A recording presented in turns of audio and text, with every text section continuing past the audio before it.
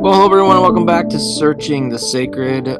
Steph, Lisa, and Jason with you as always, and we are excited to be continuing this series that we are calling The Assignment Hasn't Changed. So in our turbulent times, a lot of times we're asking the question, what can we do? What needs to be different? How can we change things up? What adjustments do we need to make? And although there are always new things to be done, there is also kind of the overarching narrative story, the meta narrative, and the expectations of what it means to show up as fully human in the world, the dust and the divine intertwined. And so, what does it mean for us to recognize that the assignment hasn't actually changed, and it hasn't changed throughout history? If we go back and really explore the scriptures, which we are doing, then we will recognize the themes that stand out and come through no matter what season or what period of time we are in. And so we've spent a little time in the New Testament talking about some of the things that Jesus has been calling us to. And now we're going to go back and start in the Old Testament with a passage from Isaiah chapter 1. And we may dabble a little bit in the book of James as well. So for any of you that follow along with your Bible in front of you, you can earmark James in the New Testament and earmark chapter 1 of Isaiah. And Lisa is going to take it away from there. I'm going to do verses 11 to 17 out of the New King James Version. To what purpose is the multitude of your sacrifices to me, says the Lord? I have had enough of burnt offerings of rams and the fat of fed cattle. I do not delight in the blood of bulls or of lambs or goats. When you come to appear before me, who has required this from your hand, to trample my courts? Bring no more futile sacrifices. Incense is an abomination to me. The new moons, the Sabbaths, and the calling of assemblies, I cannot endure iniquity and the sacred meeting. Your new moons and your appointed feasts my soul hates. They are a trouble to me. I am weary of bearing them. When you spread out your hands, I will hide my eyes from you. Even though you make many prayers, I will not hear. Your hands are full of blood. Wash yourselves, make yourselves clean. Put away the evil of your doings from before my eyes. Cease to do evil. Learn to do good. Seek justice. Rebuke the oppressor. Defend the fatherless. Plead for the widow. Right. I was thinking about why go to Isaiah as you were reading that, or why? What does the Old Testament have to do with the New Testament and have to do with today? But as you were reading it, I was also thinking about how much this section sounds like the kinds of things Jesus says. That if we really do connect them to the New Testament, we can hear where Jesus sounds like Isaiah. Mm-hmm. This reminds me of when he says, when you come to the courts with your offering and you realize you and your brother have something against each other, leave the offering, go take care of things with your brother, come back. There's something more important than going to the temple. He's not the first to say that. God is saying that in Isaiah. Mm-hmm. And I was also thinking about the framework of when people think about the exile in the Hebrew scriptures, sometimes it gets framed as everything going on with God's frustration towards God's people is about idol worship, and God is a jealous God, and those kinds of things get quoted. But the beginning of Isaiah actually frames out the problem, which it's maybe idol worship is a part of it, but that's not the core of the problem. The core of the problem is what's being talked about in Isaiah 1, which is not that they're not worshiping. It's that their worship is empty because they're not living it. And that feels like a timeless message to think about and to wonder about when does worship become empty? What does God actually want us to do with our time and our resources and our energy? What came up for you, Jason, as Lisa was reading that? Yeah, I mean, just the directness of it kind of stood out. It's just very it's very hard to misunderstand what Isaiah's saying. Sometimes there's allusions to something, metaphors. Sometimes there's a story or a parable that we'll read, and it's kind of oh, what do you think is going on here? Where would you find yourself in the story? This is pretty on the nose. I hate this. I really don't like this. Stop doing that. I can't handle this anymore. And here's why, because you forgot to do this and you failed to do this. Now get your SHIT together and get to work.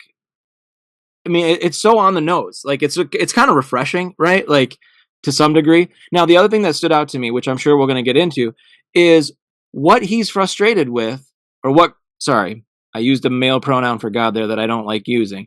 What God is frustrated with in this passage are things that God designed for humans to do in order to be in healthy relationship with the divine and with the earth and with each other. So ultimately, these are things that you can read God encouraging in the book of Leviticus and other areas. And now here God is like, enough of it. And so it can throw people off in a way, right? Like, I don't want you to do this anymore. Well, you told us to do this. So I think that maybe is like part of the wrestle, right? I think partly I'm like, well, this kind of feels like why I don't go to church. Like, and not to like justify my actions or my decision, but like there's this particular way of being frustrated with a lot of the just things that don't feel authentic or don't feel like they're actually creating something that feels authentic. Mm-hmm. So yeah, I like I kind of love it, and I also know, but there's a deep challenge inside of it that feels like incredibly difficult for people to love and care for each other. And like the fact that we have to be reminded of that because we've elevated like just the practice of going to temple. Like we've put these things, like these are the priority, and ignored like the things that are actually our work to do. Like we think our work is to worship God, and God's kind of saying no. Like that it almost feels like that should be an outpouring of all the other things you're doing. Like if you were caring for the fatherless and or as I would like to, like the orphan, if you're caring for the widow, if you were caring for the immigrant, if you're caring for folks, I think that when you're doing those things, the other stuff just comes naturally. That's not as, I don't know. Here's an interesting piece that the word for fatherless there is yatom, which is from an unused root meaning to be lonely. And so as we think about that being an orphan, it actually extends out from orphan a little bit there to say, like, who's out there who doesn't have somebody? That's why it's not using the word orphan. It's like, are you caring for the people who are alone? That strikes me right now because I just had, if anyone's watching the video podcast, I just had a ski accident and have really been struck by what it would be like to be alone and have had the same accident, because I live in a household with a partner and 2 able-bodied teenage children. So I have help in my house, and I have people who've like stopped by with a meal and that sort of thing. But that's really different if this had happened to me and I lived alone, or if this had happened to me and I didn't have a community. Like I would need care, and who's caring for that person. And like that matters a lot to God, that we're noticing who's alone and caring for them, which also reminds me of this experience. I don't think I told this story in the podcast. I think I told this story in a circle, but it was humbling in the best way because it's stuck with me for years now, which is when I first started seminary, I was in the children and family ministry program. And so in my hermeneutics class, my hermeneutics professor had all of us who were studying to do children's and family ministry go home, and he said, find all of the verses in the Bible you can about children and bring them back tomorrow. So we all came back in feeling like we nailed this, got it. And we sat down, and he's like, raise your hand if you remembered to include the orphans in your list. I was like, nope. Nobody. And we were all there. Our job was to care for the children. Like that was who was in the room, and all of us forgot the orphans. And it was such a like, Yeah. that this path, it's just so easy to do. It's so easy to get into your head about what religion is and forget the actual core of what you're supposed to do. My job wasn't actually to like create little dramas and songs with motions for kids.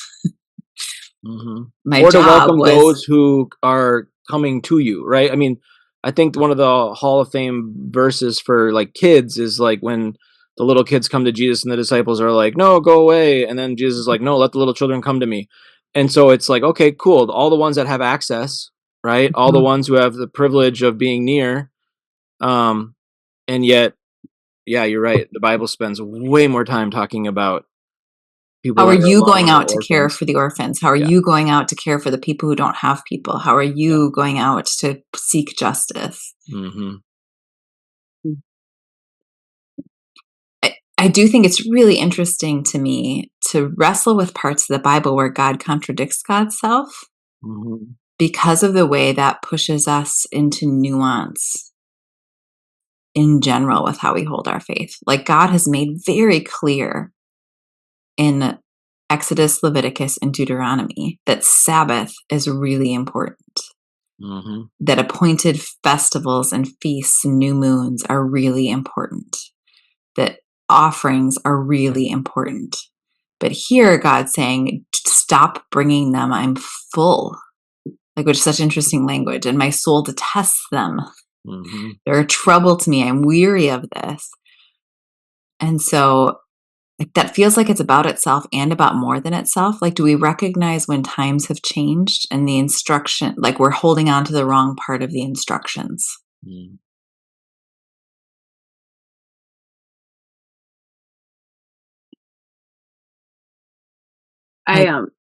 It's hard to like disassociate like you're I think well for me, I have some current things happening in my world and I keep thinking about um the way that like this is not the current Western American church.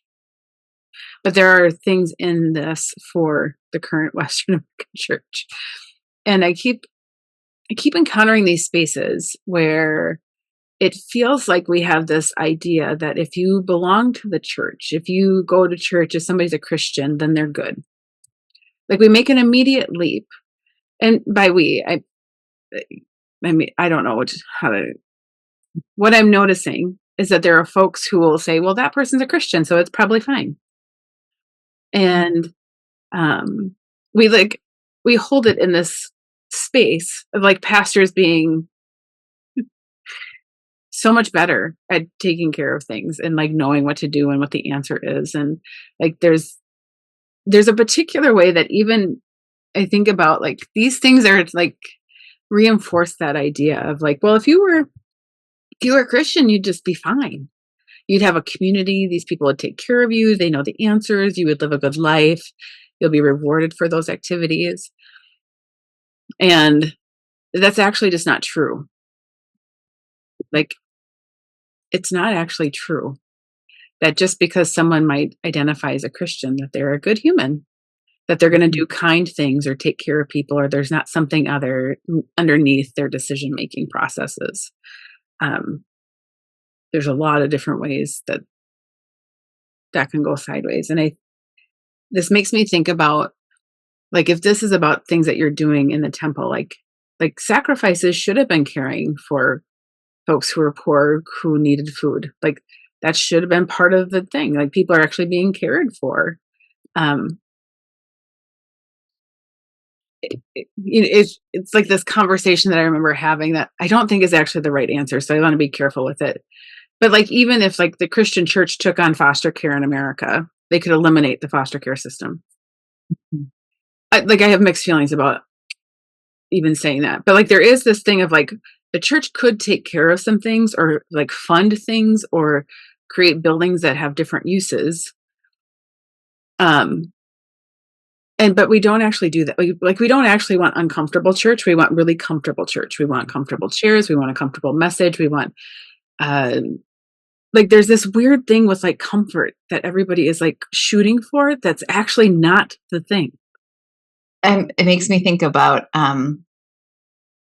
instead of bring no more vain obligations or incense, I think about like bring no more worship songs, spend no more money on worship leaders and worship music. Every worship. Don't have that be why you're choosing your church. Have no more money spent on stage production. Take all of that money on any of your stage production and seek justice. How much money would the church have if it spent no more money on stage production every week? That's a appropriate challenge. And I think one of the witnesses we see for bringing that forward is because you're right, Lisa, like we have to be careful with how we apply a book like Isaiah to the modern world, because Isaiah was talking to a particular people group with land who had a particular way of doing things with God. And God is saying like, all of this is going to happen to you in a way that we're not a theocracy. We're not in that time period. So we have to be thoughtful about how we bring it forward. But I think Jesus modeled how to bring it forward when he was talking to the Pharisees, because the Pharisees have been misinterpreted. I think we've talked about this in this podcast before. We think of the Pharisees as the bad guys, but the Pharisees were the Pharisees were the pastors. Everybody respected the Pharisees. Everybody thought the Pharisees were leading them in the right direction. They were the ones wrestling with the law and helping people figure out how to live it out.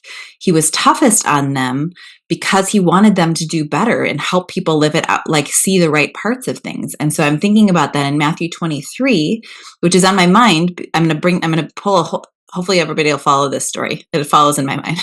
So let me read you Matthew 23 and say, how does this sound like Isaiah to you? Matthew 23:23. Woe to you, scribes and Pharisees, you hypocrites! You pay the tithe of mint and anise and cumin and have omitted the weightier matters of the law, judgment, mercy, and faith. Those you have ought to have done and left the others undone.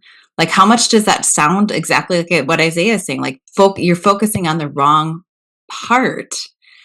And Jesus is showing how in his time that really applied to the scribes and the Pharisees, and how might in our time that really apply to the pastors, because the Pharisees were the precursors to the rabbis and the rabbis were precursors to the pastors. Like one of the ways I'm really convinced the church has gone wrong is we've thought of ourselves as disciples instead of Pharisees. And so we listen to the wrong part of the conversation. And like, what is it to know what Jesus is saying to religious leaders? And we are the Pharisees, the scribes, the priests, those are the religious leaders. So if you are a religious leader, that's what you should be listening to and heeding when Jesus gives those warnings. And he's pulling Isaiah forward, I think. And the reason I had that my 323 on my mind is just pull this part forward is my son was reading a book on Frederick Douglass for his class, and Frederick Douglass was applying that verse to American Christianity during the time of Frederick Douglass and how it was like focusing on the wrong things and allowing slavery. Mm-hmm. Okay. What do you say, Jason? Lots to unpack. Yeah, let's turn to the pastor. Let's look to the pastor. Jeez Louise. Was a little bit of like, was that... Throw me under the bus, trample on my grave, do whatever you want, and then say, what do you think, Jason? Unpack that. Deal with Frederick Douglass and slavery. Deal with modern Christianity. Deal with Matthew and Isaiah at the same time. Good goodness. No problem. Okay. What you do? I'm not scared. You know me well enough. Everybody on this podcast knows me well enough to know I am not scared of this conversation. Two things. Number one, 100% could not agree more. Right? Like, I'm not a pastor that's going to defend modern Christianity, especially many of the versions that people have walked away from, that have put on the show, have focused on the commercialization of Christianity more than the mission of making disciples. So I'm not going to defend that in the slightest.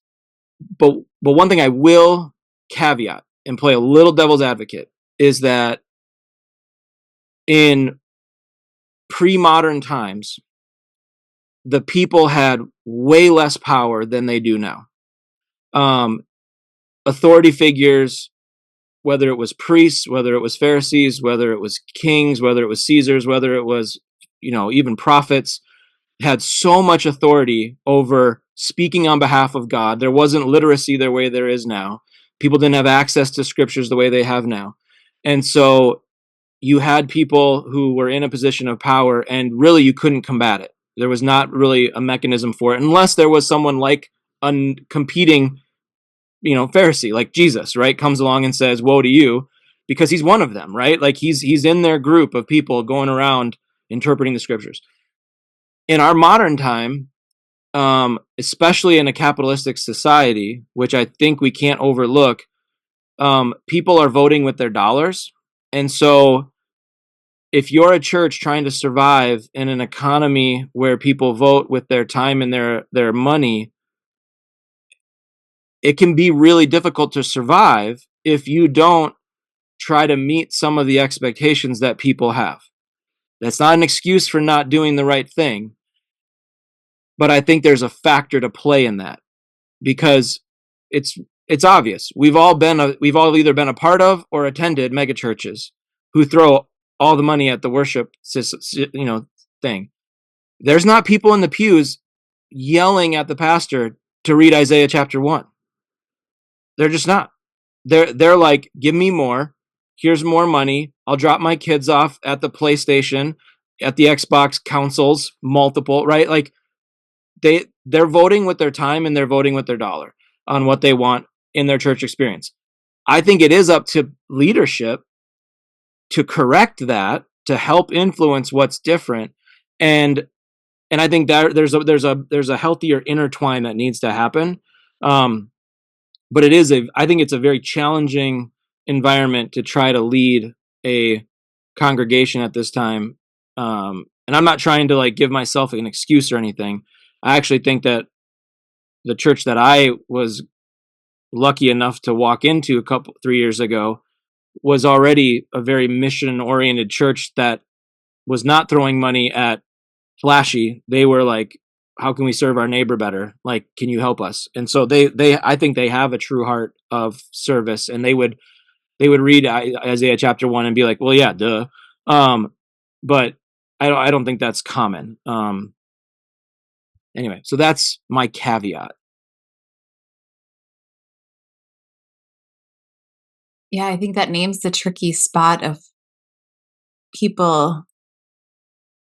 It sort of brings it beyond itself of like, I don't know how to phrase it, but where do you play the game and where do you leave the game in life, right? Of like a church needs people, and it matters to people if the music sucks. And so how much do you put into the music in order to have people to then do the work you're trying to do? Like, how much do you play that game is hard. Lisa's got a thought on this, though. I want to hear what she's going to say. I'm a challenge, because this is what's been fascinating to me. I mean, I am so grateful for the work that I'm doing in the prison, because I get to meet some of the most amazing humans, and not just people who are incarcerated, but other people who come in and volunteer and do things. And I currently have, she was an intern last semester, and this semester she's just volunteering. I adore her. And she does community singing, which is a bit of a stretch for this girl. Like, I am not, I don't bust out in song. And in fact, in small groups, I don't like singing. Just makes me feel weird. I don't know what that is. I mean, I was in choir. I did that whole thing. So I don't know why I have such, but like, it always feels weird in a prison too, when you're like, let's sing a song. So I don't know where my anxiety or my like hesitancy comes from, but I have it. But what I absolutely love is that she will introduce it to the group, and she'll frame it and say, like, this is not about like hitting the right note, about doing it properly. This is just about singing and being together, breathing together. And she'll teach them a new song, something no one has heard, nobody knows, but they all learn it together. And they, like, honestly, in every setting, whether it's a male prison or a female prison, inevitably people start to ask for it. Mm-hmm. They want it. They want it to be a part of the thing. And they're not looking for it to be like they're not asking about quality or anything. Like, they join in because they feel like they can, and they're a part of they're a part of it. And it is just, I think it's beautiful.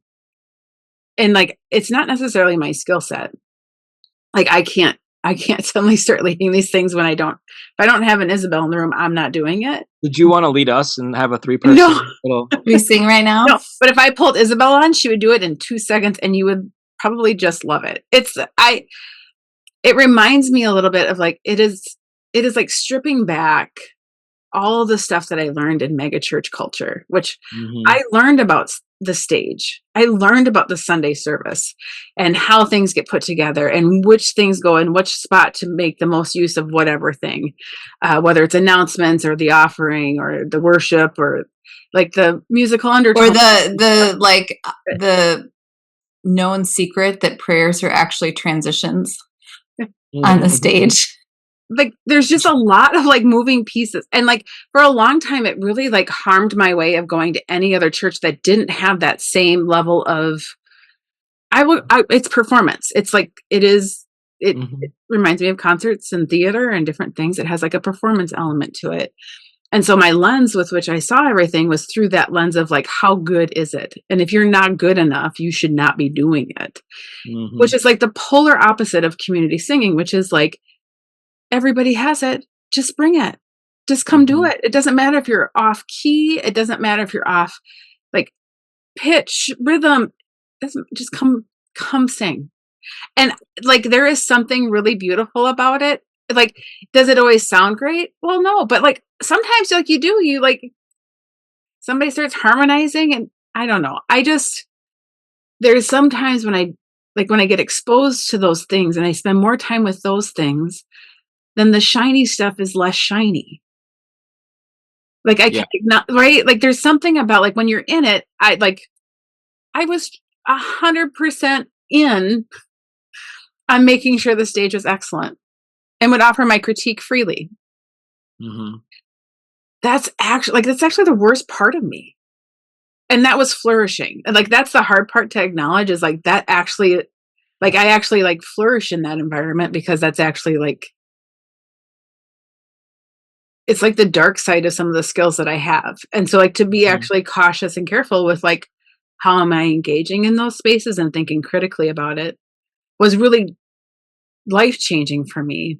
But it also helped when I started to expand and experience other things that I was like, oh, like, yeah, I wonder, that makes me wonder where do we just not have the vision for what else it could be? Because we've been inside a particular way of doing church for so long that we're like trying to be a different version of the same thing as compared to being a different thing.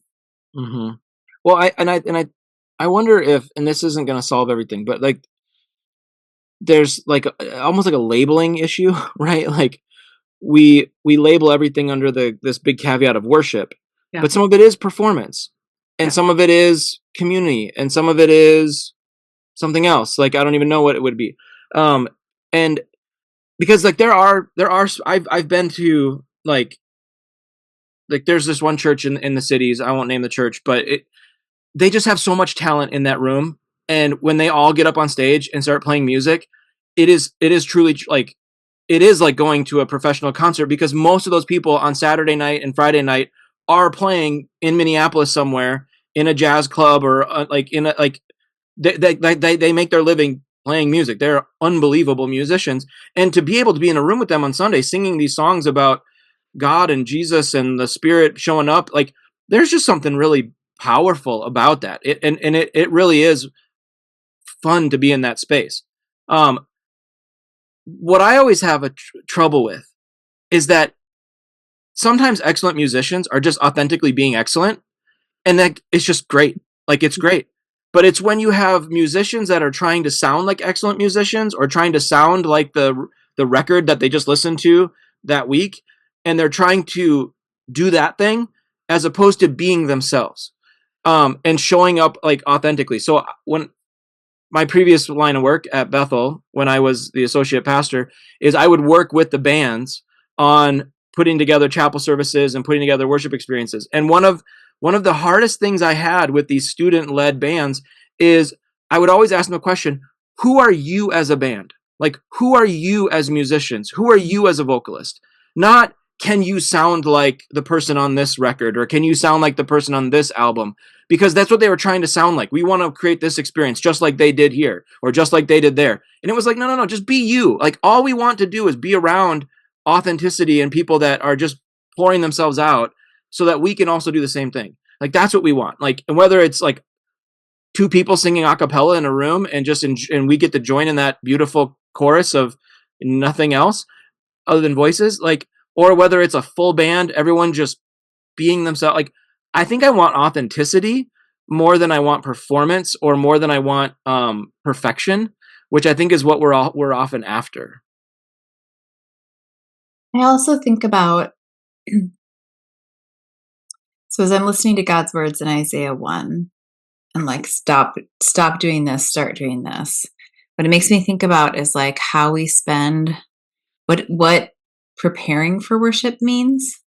Mm-hmm. So like a lot of those bands, no matter whether it's whatever their talent level is, preparing for Sunday looks like having a rehearsal.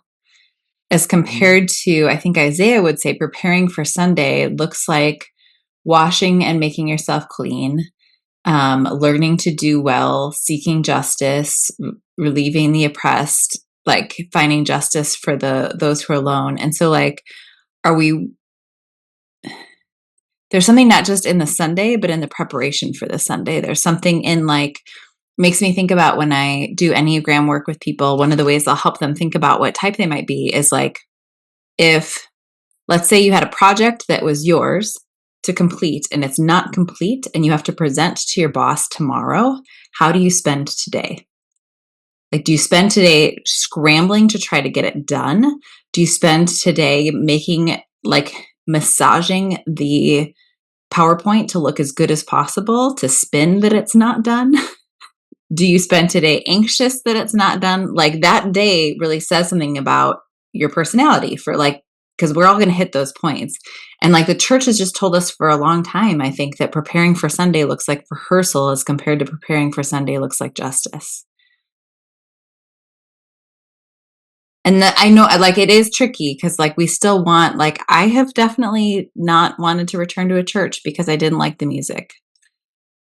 I've done that. Like that's true. That's real. That's my own issue too. But like that's going to be a lot of people, and that matters when you're trying to get people in the pews and when you're trying to get people to engage in a different kind of church. Like you're not going to get them to come if they're like, it's tricky and God's asking for something else. I don't think they have to be exclusive. I don't think they're mutually exclusive.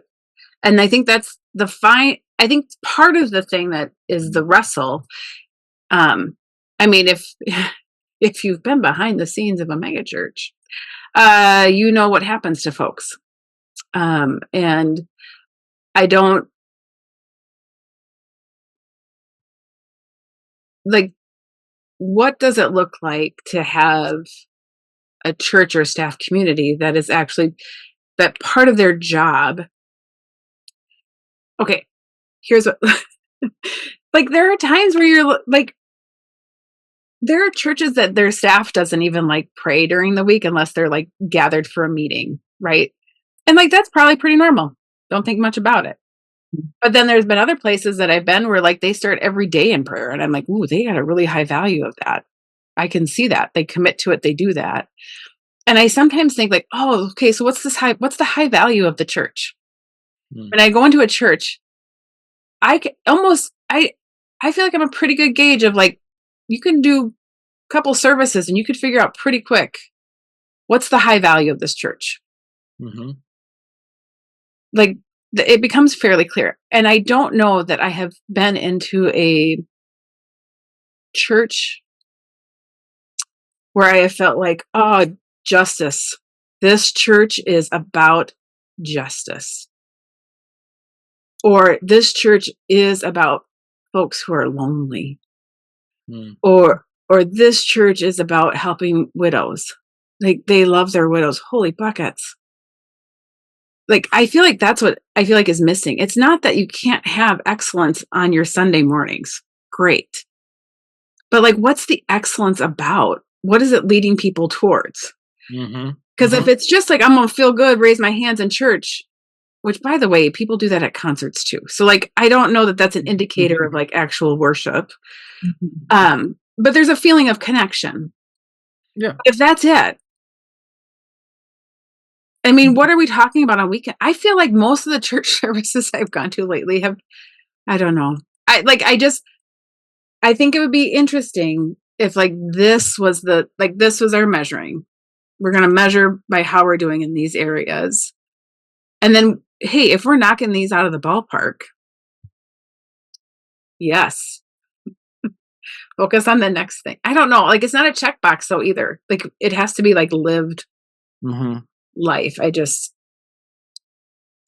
Well, I think the lack of checkbox is a part of why it doesn't happen. I'm looking at the verbs of Isaiah 117, and it's learn, and it's seek, and it's bless or make happy, and it's contend.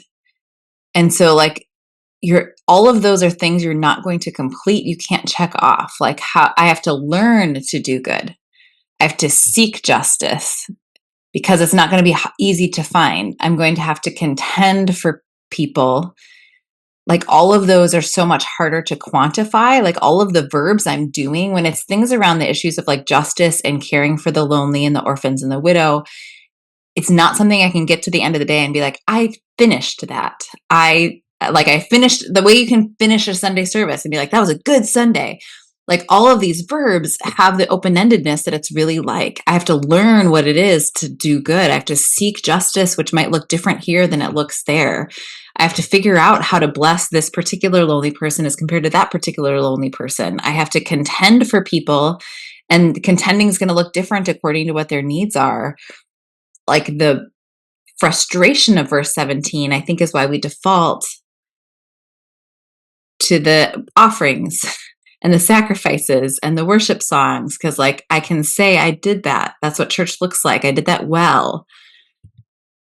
And verse 17 is inherently not satisfying.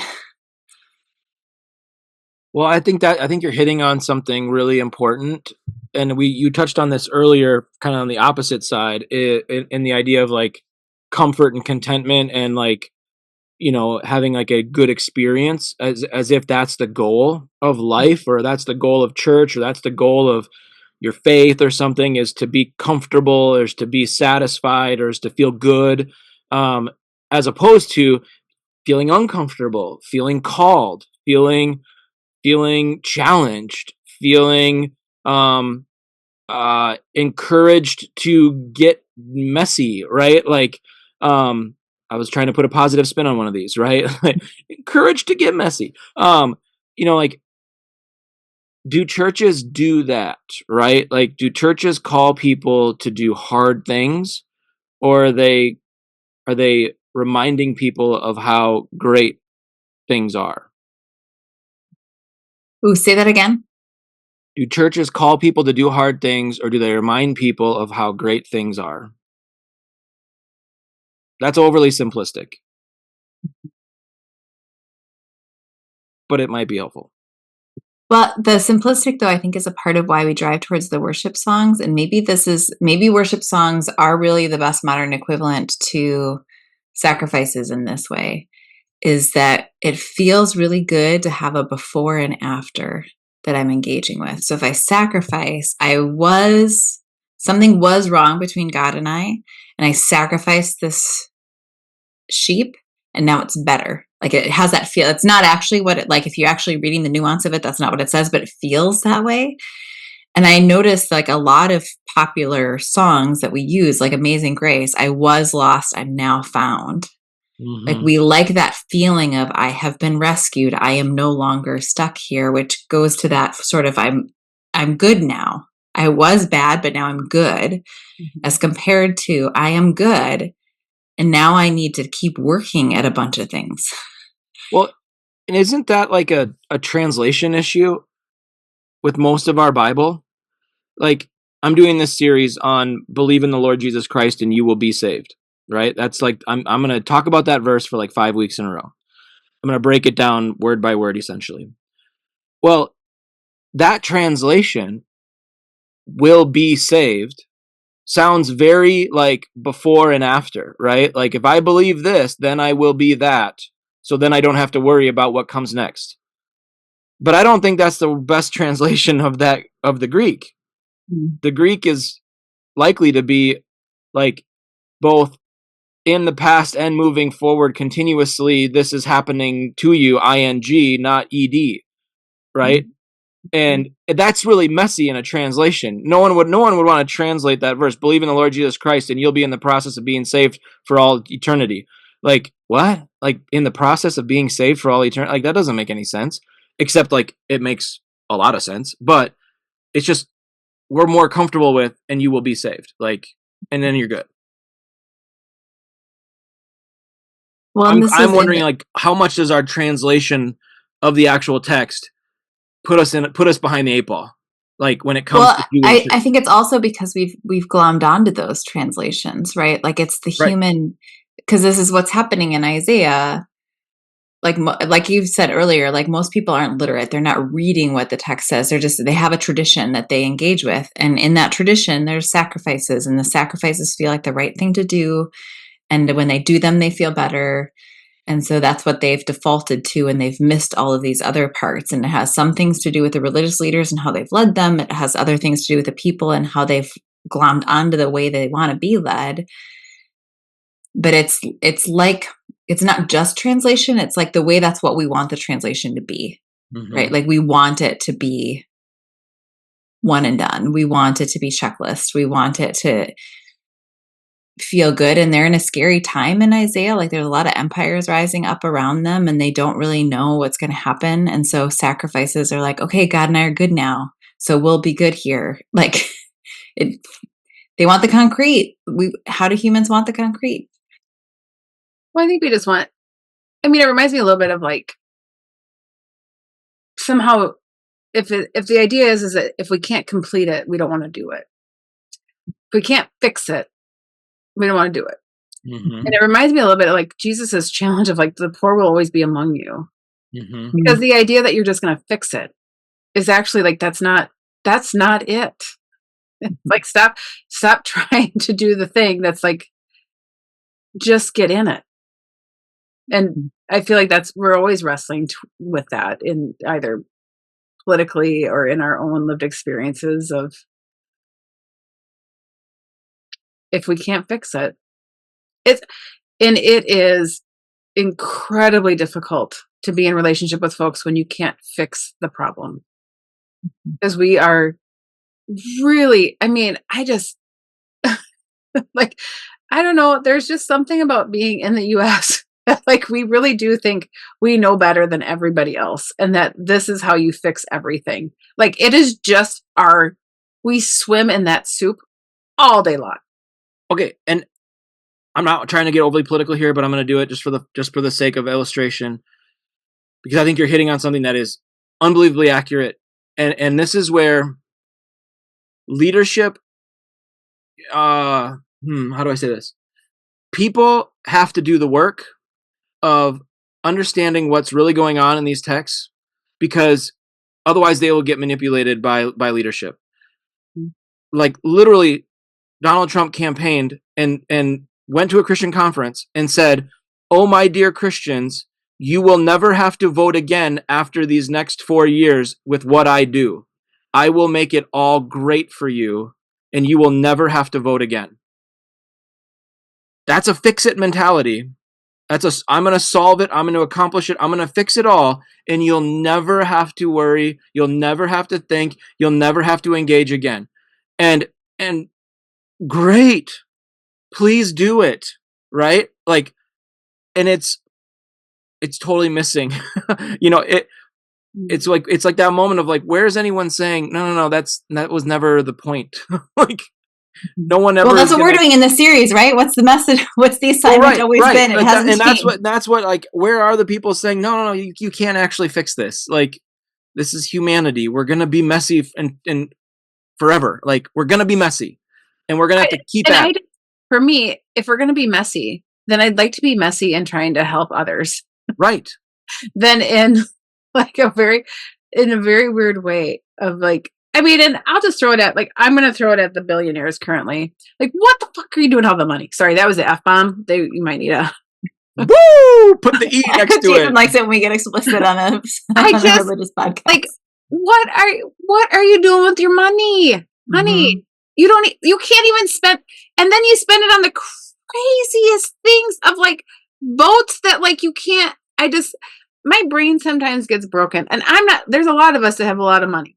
Like if we are like pouring out but like, I don't know. I just think sometimes I'm like, what is happening?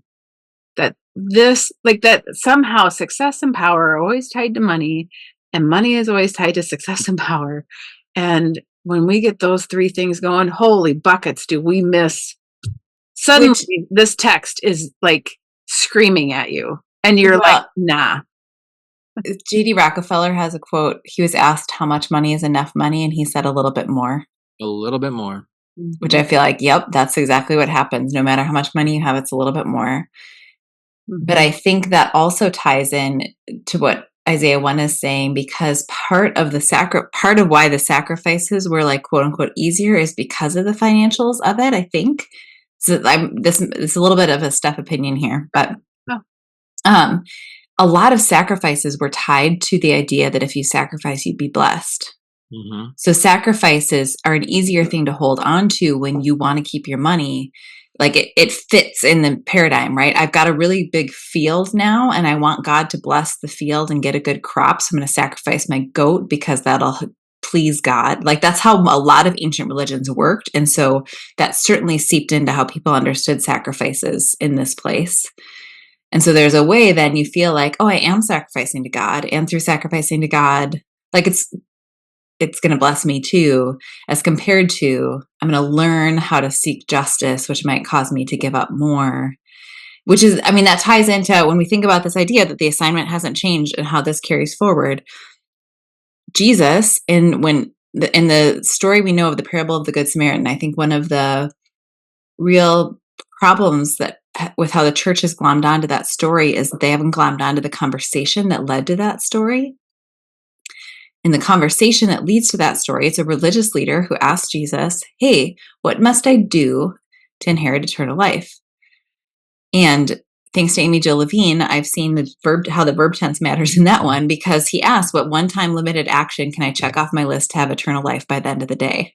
It's like, it's a very like, what's my one thing to do? But in the conversation, he's able to quote back to Jesus what we talked about last week. He quotes back the greatest commandments. Because Jesus like, well, what's in the law? How do you read it? And he quotes back to Jesus the exact same thing Jesus said earlier. And so this is very much us. Like we can quote it back and be like, yeah, I know. This is what, like, I know the verses. I know the things. And then Jesus, in response to that, tells the story of the Good Samaritan and says, go and do like who is the neighbor, the one who showed mercy, go and do likewise. That is a messy story. Maybe we are maybe we're the person on the side of the road. Maybe we're the person helping. Maybe we're the person walking by. Like we have to engage in who are we in the story? What's our role in the story? How do we treat our neighbor that way? Like that's just giving us something much messier than a checklist. Okay, I know we're not going to dive too deeply into the parable of the Good Samaritan because that's like a whole nother podcast, but I love that you went there because I think that's a perfect example of what we're talking about with like this finished versus ongoing faith. Because the person says, like Jesus says, love your neighbor. And then he says, well, then who is my neighbor? We always assume the neighbor is the person in the ditch, but that's not who Jesus compares the person to at the end. He says, who was a neighbor to the injured person, right? And so the moral of the story isn't go be a neighbor, like it's be neighborly. It's show up for the injured people.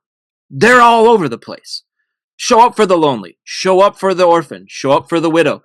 Be neighborly. Don't just think that you have to go find a neighbor. Like, be neighborly. Like, that's the point. It's ongoing because the person wanted the silver bullet, the one-time thing by the end of the day. How do I get to heaven? And that's not, Jesus is never going to answer with, oh, actually, I got it for you. You're like, it's this. No. It's for the rest of your life, be a neighbor to the lonely. Now, good luck. And like, no one wants to hear that.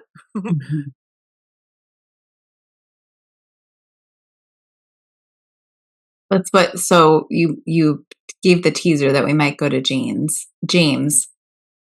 So James talks a lot about action being a part of it, and James 1:27 says, "Pure religion and undefiled before God and the Father is this: to visit the fatherless and widows in their affliction, and to keep oneself undefiled from the world."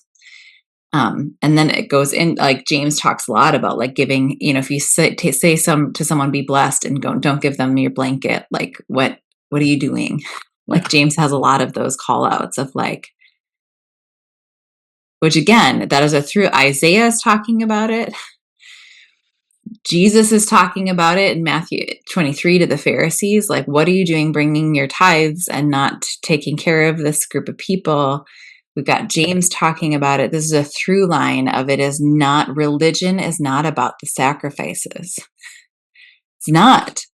That's not what pleases God. It's how we're actually living this sucker out. That's what it means to the parable of the Good Samaritan. Like, be neighborly, receive help, give help. Like, it's always been about the human piece of all of this. It also feels like it eliminates all the things that we put up around of like who's deserving of help. The answer to like who is my neighbor is like, who are you encountering? Whether you like them or don't like them, whether they're and weirdly the church has kind of gotten insulated of like, let's help each other when you're in the church. But if you're not a part of the church, it is much more difficult to receive any of that help. It can be, not every church, but like a lot of times, like this is just the broad brush statement though, is like, it is. Yeah. I mean, I almost feel, I don't know if I can say it. I do wonder, like, I don't think that the point was to convert everybody. Like that's not your win. Your win isn't like, hey, we got 10,000 yeses over my lifetime. I did Romans Road that many times and that many people said yes. And that like, I clearly have done my job. Cause I like, that is nowhere in here as the stat that we're looking for. That's not the work. That's never the thing that we're being reminded of. We're being reminded of like, care for each other. Like, care for and the folks that you're most likely to miss. The ones who are most unseen are the ones that it continues to remind us to see. It's interesting, in Isaiah 1, the learn to do well. So good makes it sound like it's tov, which we've talked about in this podcast before, but that's not actually what it is. It's sort of related. It's yetov, but it's but the first place that's used is Genesis 4 and Cain and Abel. If you do well, will you not be accepted? And if you don't do well, sin lies at the door. Like he's about to really miss his brother. And he had to learn something that he wasn't willing to learn. And that feels related to what you're talking about, Lisa. But I'm losing the thread of how it related in my brain. So maybe you guys can catch it. But it's like,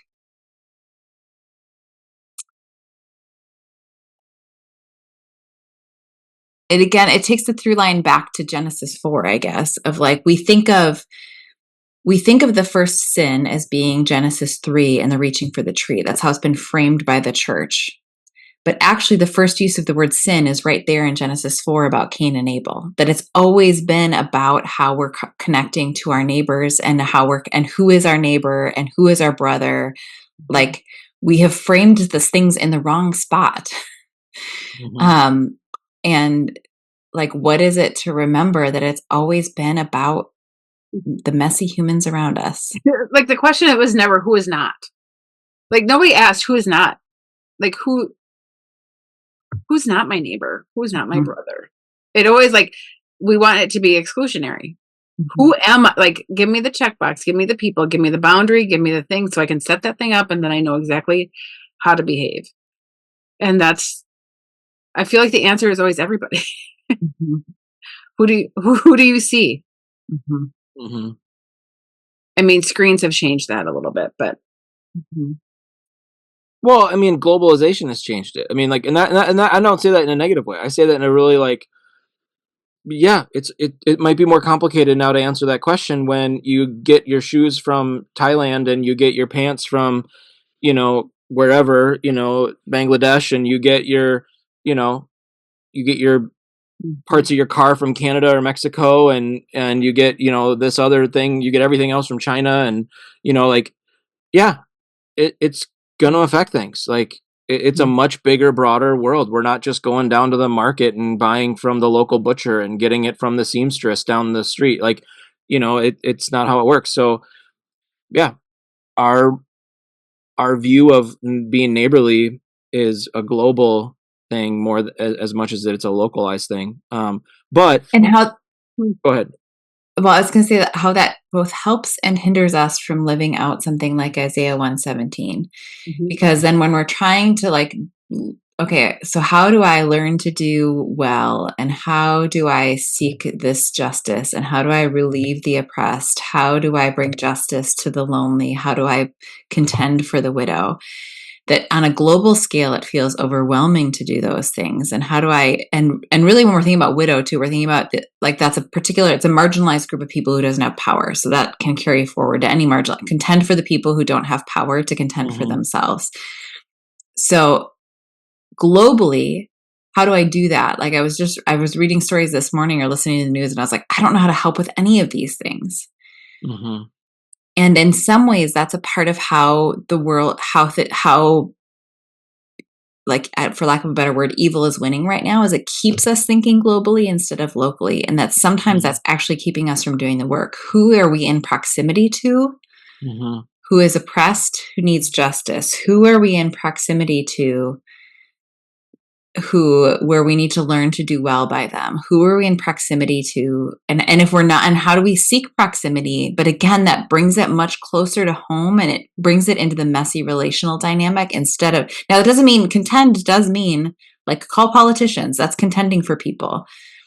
But also it Yeah. bring it home to your neighborhoods and where we live and who we're in contact with. Like But I think what you're doing is you're doing a really helpful thing, because when you say start neighbor, like in your neighborhood, like in your immediate, like who's proximate to you, who's really close to you, because when you start doing that, you're not just deciding to help somebody, you're actually changing the way you see the world, right? You're changing the way like you're fundamentally changing your habits and behavior and how you orient yourself. Because if I'm suddenly going to start noticing the people who are maybe lonely in my neighborhood or in my community or down the street or in my local proximate, universe here, I'm no longer spending all my time thinking, how can I advance my career? How can I get more stuff? How can I add on to my house? How can I buy this? How can I, like, I'm no longer doing that orientation. I'm doing an other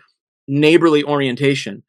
If my mind can change to be more neighborly close to home, then when someone's like, hey, what are we going to do about, you know, the exploitation of workers in China?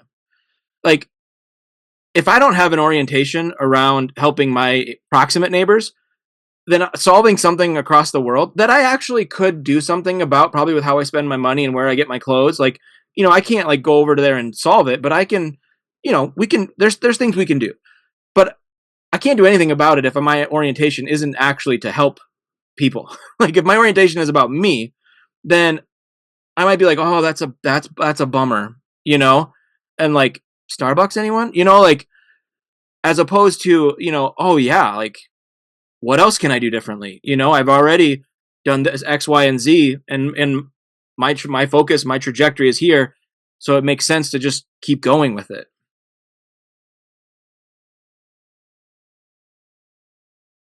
Lisa, you looked like you were about to say something, but maybe it's just because I know that proximity is really important to you. So I'm I reading did. into your. I mean, it is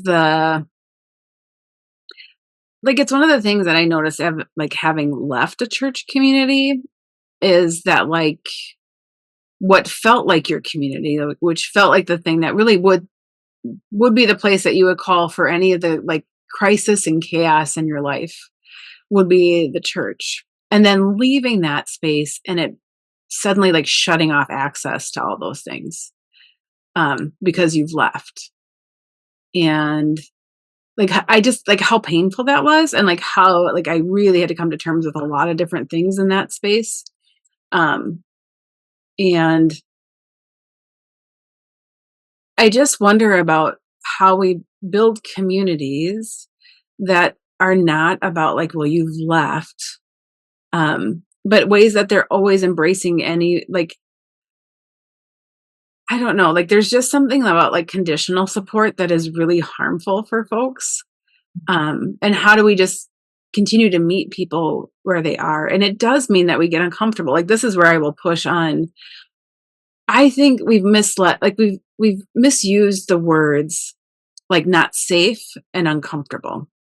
And to get really clear about when we don't feel safe and what that actually means, and when we just feel uncomfortable because we don't know, or we haven't been exposed to this, or we haven't experienced it before. Because what I will say is that like I had a lot of assumptions before I started working with folks who were incarcerated or formerly incarcerated. Before I started doing it, I had a lot of ideas of like how to keep myself safe, and it's one of the things people, it's like one of the first questions. And the reality is I'm never actually unsafe. I'm not. I've not had anything happen to me. Is that luck? I don't know. I just feel like actually that's not what people are trying to do. Like we have assumptions about who folks are, and we don't get to learn about the differences until we're with them. It's the same thing in community singing. I would have never signed up for that, but like I actually got exposed to it in an environment and was like, oh, look at that beauty. And I think if we could just be in more spots where we could be like, oh, look at that. Like you want to learn about resilience, meet somebody who's coming out with a ton of barriers to getting a home, employment. Like you're going to see like resilience in ways that you've never seen before. You want to learn why people end up in prison? Like, my God, enter into the scenarios of foster care. How do we get here? How do kids get here? How did their parents get to where they like? There are so many different ways for us to access and get involved.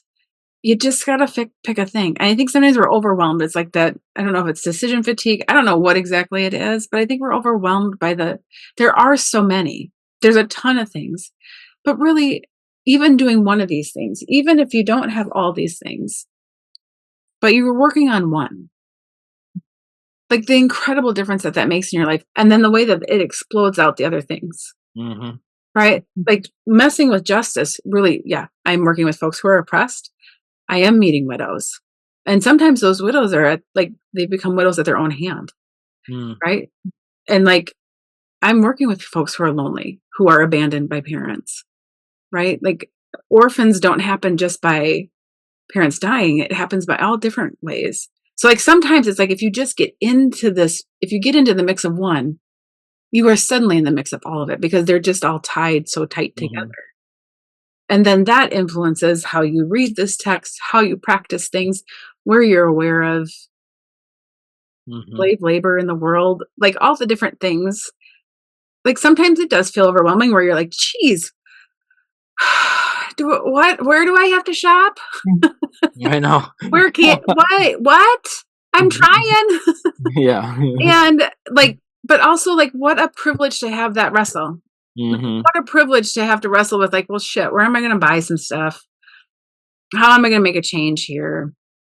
Or the privilege of being able to call someone that actually is going to Washington to try to, write a bill or a law to help people that need it the most, right? Like, I mean, I think that's one of the, that's a cool privilege that people throughout human history have not had the power to be able to do. And that's not to like make a big push for democracy or something weird, but like, I mean, that is that weird. But I mean, it is like it's a privilege and a responsibility to, I think as we're asking people to be honest with this text and to like actually dive into it and to actually read it and to really study it and to get curious about it, because not everybody that you listen to on a podcast, including this one, or a church that you go to, is going to be right.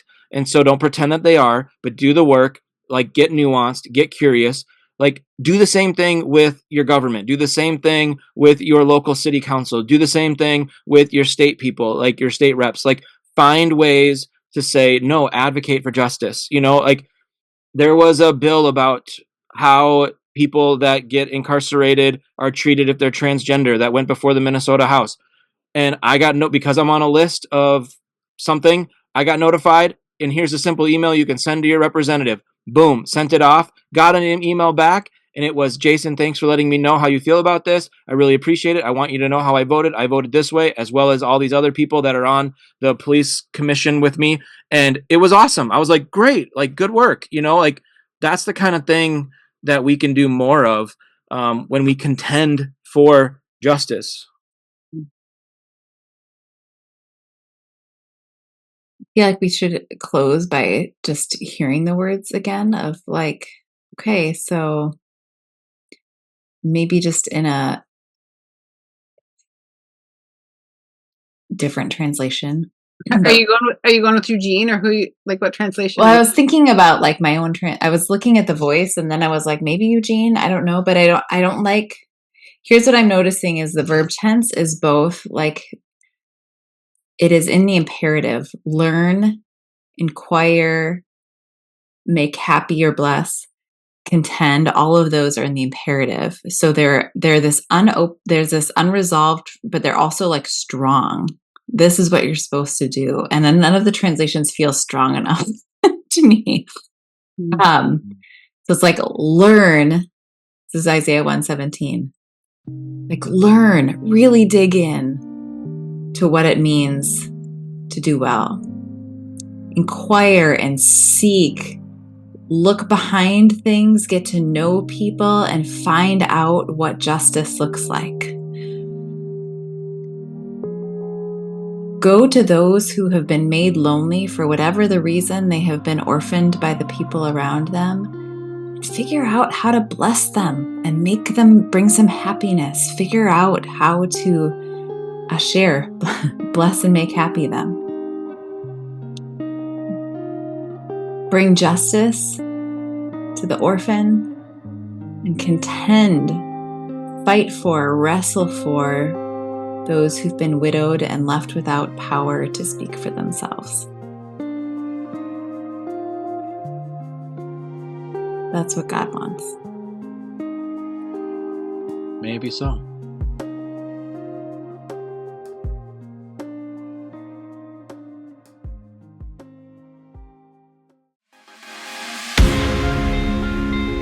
This has been a 40 Orchards podcast. At 40 Orchards, our mission is to create circles for all people to wrestle through biblical text so that together we can expand each other's experience of what is sacred, whole, and good. We search through the lens of sacred possibility, assuming there is more to be discovered, questioned, and applied as we listen for how God is still speaking. You can learn more about 40 Orchards and sign up for a study by going to 40, that's 40orchards.org.